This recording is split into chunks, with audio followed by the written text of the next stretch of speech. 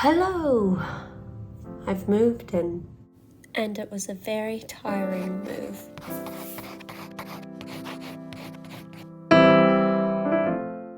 It really felt like one of those situations where the more I packed, the more stuff needed packing just came out of everywhere.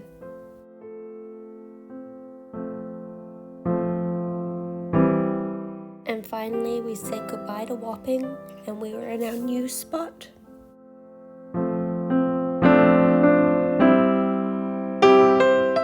It was a long and stressful move. At one point we thought we would be sleeping on the floor, which we kind of are at the moment, but we have a mattress. And there was one day when our mattress was meant to arrive and it didn't, and we had moved our old place and we had to hustle and get a mattress before night because we ain't sleeping on hardwood floors. No, thank you.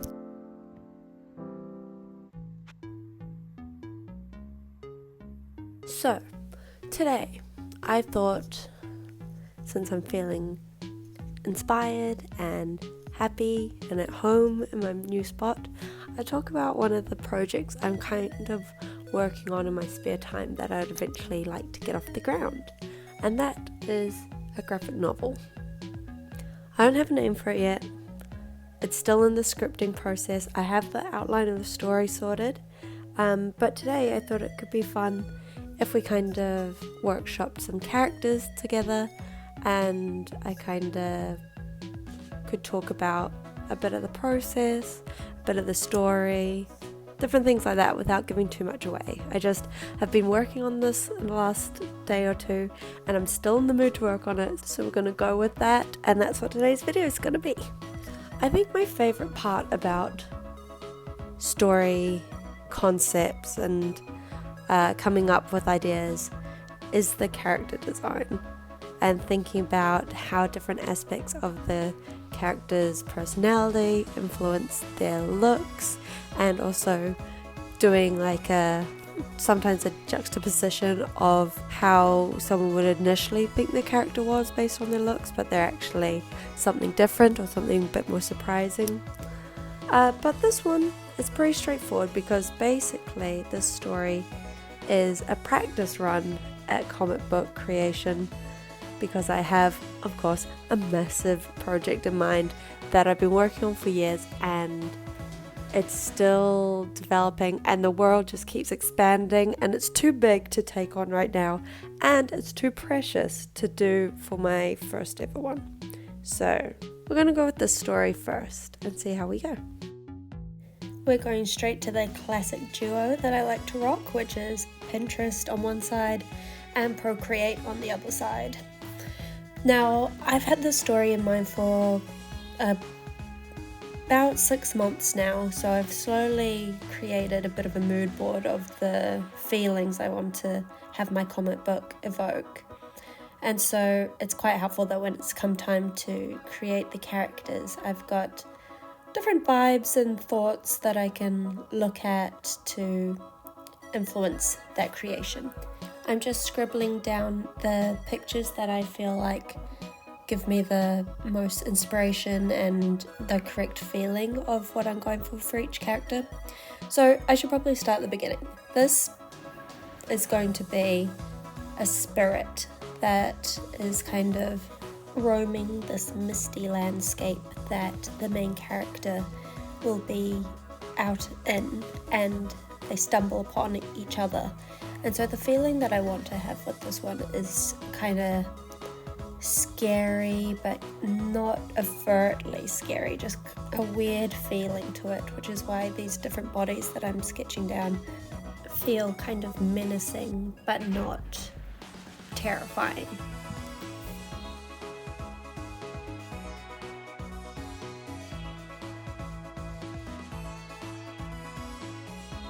I thought about whether I wanted the spirit to be kind of thick and built or more slender and wiry, and I like the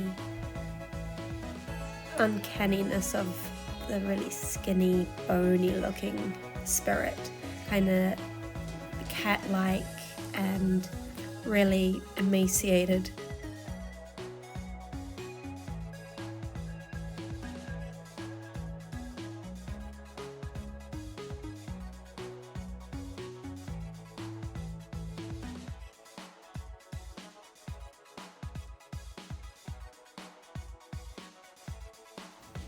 I also wanted it to evoke the scenery and the landscape and very nature based. I want it to look like an ancient spirit. It kind of reminds me of the spirit on Princess Mononoke, but I don't want this one to look dare-like. I want it to be ambiguous to what it actually is when it appears in the story. But I did want it to be massive, like this little thumbnail. I imagine that the main character will be down on the left bottom hand side, tiny little figure, and then the spirit's just looming and crossing this vast landscape just miles above her. I also imagined the spirit not having a face, and then I'll utilize that face placement when things start turning a bit dark, because I want to have the main character's ex-boyfriend's face appear there. I want to create a moment where they kind of lock eyes and she has this horrible moment of recognition seeing his face on this monster, and I want the impact to be quite scary, I think.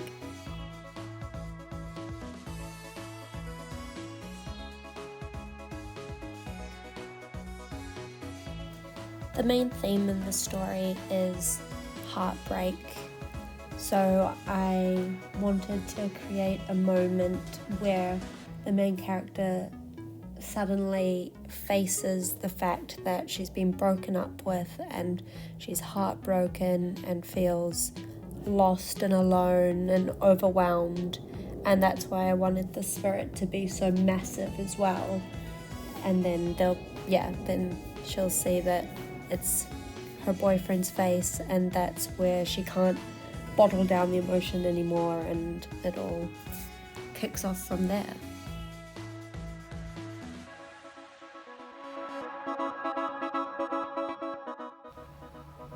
The next characters I want to design are the elves.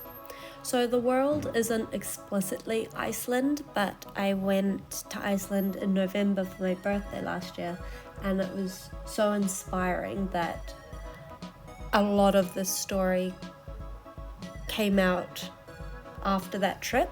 Just the landscape and the history, and even the way that it was dark for so long and then you had such little hours of light. Like, everything about it just inspired me so heavily.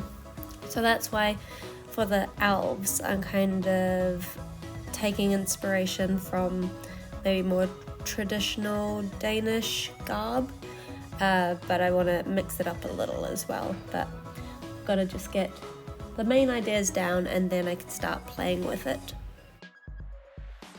There's only going to be one spirit in the story, but I want there to be several elves, so I want to play around with different looks and be able to have each elf have its own signature little look. I also want to involve crows a lot in the story, just because they were everywhere and they added to the atmosphere of the place so well that I'd love to just have them littered all over my story. The elves, I didn't want to go too traditional. I wanted to mix between, small and maybe a big head, but then I don't want them to be cutesy or Christmas looking. Like, I want them to be their own specific type of elf to this story.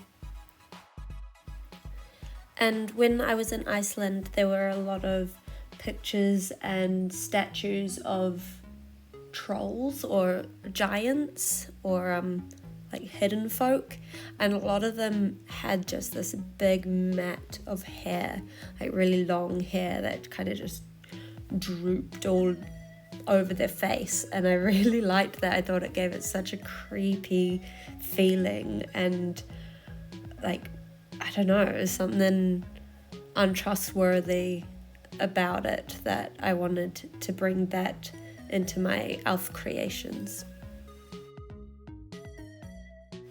In my story, the elves aren't necessarily bad, but I did want them to have a look about them that keeps the reader unsure about the direction it's gonna go. And that's why I wanted their eyes all freaky like that, and I don't want them to have too much expression. I kind of like that blank 1,000-mile stare that they're giving. Speaking of trolls, that is the last fantasy creature in the story that I need to draw. They had in Iceland a lot of stacked stones, and there were a lot of places with plaques about trolls that had been frozen or turned to stone in the daylight, and that sort of mythology, which I wanted to incorporate. It also made me think of Hilda. If you've watched that cartoon series on Netflix, I love it so much. I've rewatched it several times, and in that it's the same kind of thing of just rock formations or big stones, and then when the sun goes they turn into living, moving trolls. But I haven't, even looking back on this, I haven't really worked out what I want my trolls to look like, because I don't want them whoa, that's hard to say, goblin-y. I don't want them scary looking either. The emotion I want them to evoke is just a sadness and a heaviness, like a rock at the pit of your stomach, just making you feel so down and low. But I feel like I didn't quite capture that with any of these designs, but that's something that I'm gonna have to workshop a bit further. I don't want them looking too similar to the elves as well, and I don't want them looking like goblins, so there's a lot to redo there. Next is Freddie, the ex-boyfriend. Freddie was difficult because I kind of knew the vibe I wanted him to have, but I really had no strong starting point for what that would actually look like physically. I like the idea of having him with glasses, so all the character designs for Freddie that I do involve having glasses.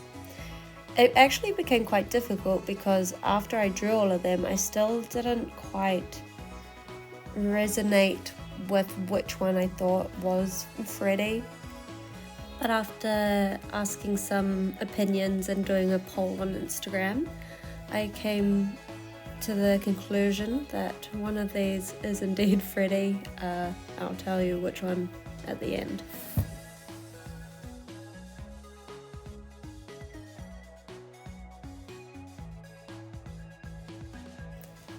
As I was drawing all these Freddies, though, it made me realize how many more pictures and references I need to save of men and boys, because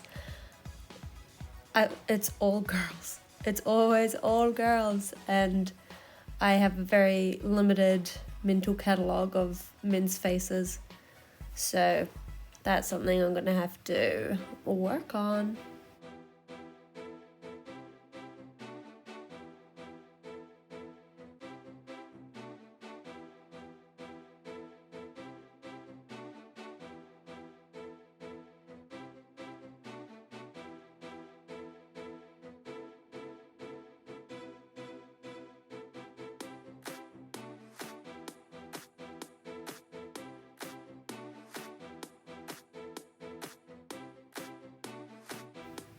I'd be interested to know if, before you get to the end, if you could let me know in the comments which one you think is a Freddy. Just curious whether it would match up with what was voted highest on Instagram. And finally, the main gal herself, Margot. So this is Margot. and I've done a couple of mock-up pages of her previously, which is what I'm tracing over now. But she is a blonde girl who is dealing with a lot of emotional baggage and is trying to process a very horrible breakup. This story really is my way of getting out a lot of emotions and feelings that I'm past now, but really were so pivotal at the time when I went through my first ever breakup, heartbreak. It was horrible, and I thought about it a lot, and it felt like a lot of people around me couldn't really relate. So this story kind of closes that chapter on all. It's kind of a mix of different breakups and other people's stories, so it's not autobiographical by any means, but it was and is very cathartic of all those feelings I had at the time. While drawing all these characters was still fresh in my mind, I thought I'd do a couple of little scenario drawings together, become more familiar and comfortable with their face shapes and the proportions of their features and how they would interact together. So that was actually really fun. It was like doing little clips from the comic or from the movie before I've even worked on it, which was really enjoyable. Because I don't really enjoy doing turnarounds, I find them quite boring, but I do find them necessary for staying on character and, keeping it consistent. But these little types of drawings are what I really love doing.